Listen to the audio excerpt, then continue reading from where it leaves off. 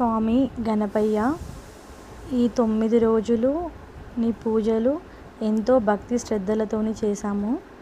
స్వామి, గంగమ్మ ఒడిలో నిన్ను చేర్చాము.